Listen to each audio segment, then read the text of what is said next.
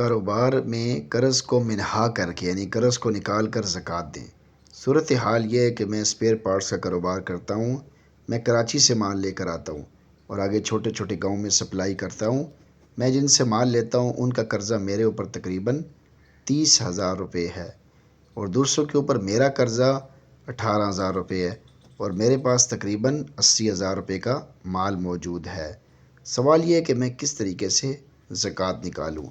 ایک جگہ میں نے پڑھا ہے کہ کل رقم میں سے قرض نکال کر جو بچے اس پر زکوٰۃ ادا کرنی پڑتی ہے، لیکن وہ رقم چونکہ دوسروں پر قرضہ ہو اس کے لیے کیا حکم ہے، اور وہ رقم جو میں نے قرضہ دے رکھی ہو اس کے بارے میں کیا حکم ہے؟ جواب: جتنی مالیت آپ کے پاس موجود ہے، چاہے نقدی کی شکل میں ہو، مال تجارت کی شکل میں ہو، نیز آپ کے وہ قرضے جو لوگوں کے ذمے ہیں ان سب کو جمع کر لیا جائے، اس مجموعی رقم میں سے وہ قرضہ جات منہا کر دیے جائیں یعنی مائنس کر دیے جائیں جو آپ کے ذمے ہیں۔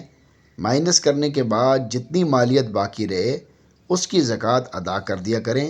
صورت مسئولہ میں یعنی جو صورت آپ نے بتائی ہے اور پیسے آپ نے لکھے ہیں، اس صورت میں 68,000 روپے کی زکوٰۃ آپ کے ذمے واجب ہے۔